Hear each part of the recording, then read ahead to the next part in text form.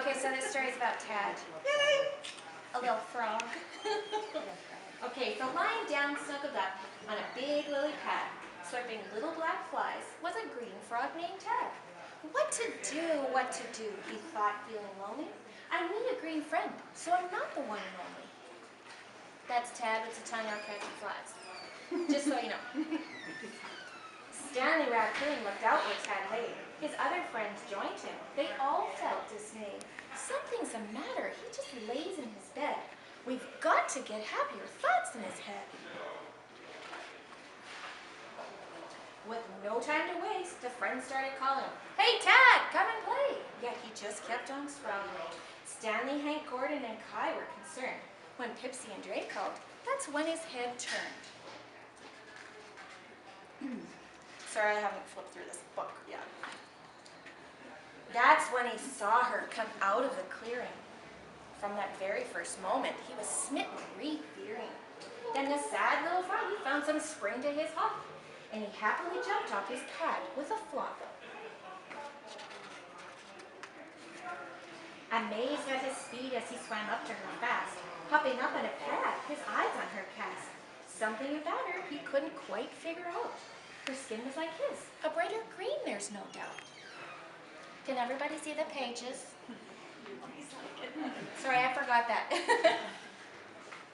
When I did it at the library, I couldn't tell who was all there. So Selena was tired, but her feet were now cool, sunning herself by the edge of the pool. In an awkward position, she began napping upright. Then Tad silently watched and wished her sleep tight. His friends were amazed at his quick-growing fondness of this red-headed beauty who looked kind and honest. He's often looked over, too small to be seen. Let's help him get closer, they said as a team.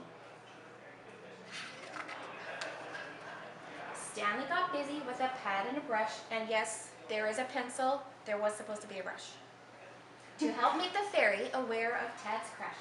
We're all different sizes and strengths, Pixie said. From Gordon to Kai, we'll build up to her head.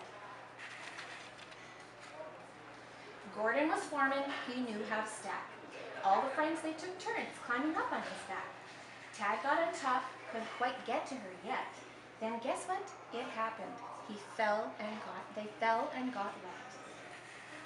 Tad doesn't want the little guys to notice, but Tad does not look very happy in that picture. No one gave in and they started again. This time with teamwork. He was right at her chin. Trying again on the land close to shore, building on rock was the best chance for sure. Way up high he could see her asleep with a smile. He was feeling for sure this would all be worthwhile. Just short a few inches, not quite close enough, Kai the inchworm to the rescue, proving don't mess with small stuff.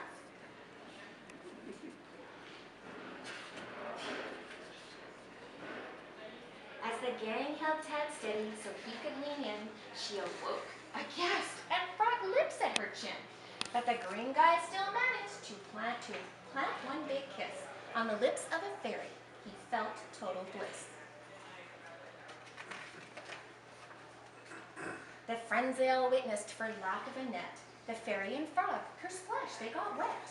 Selena got smaller, not big, but just right. And now they both felt it was love at first sight.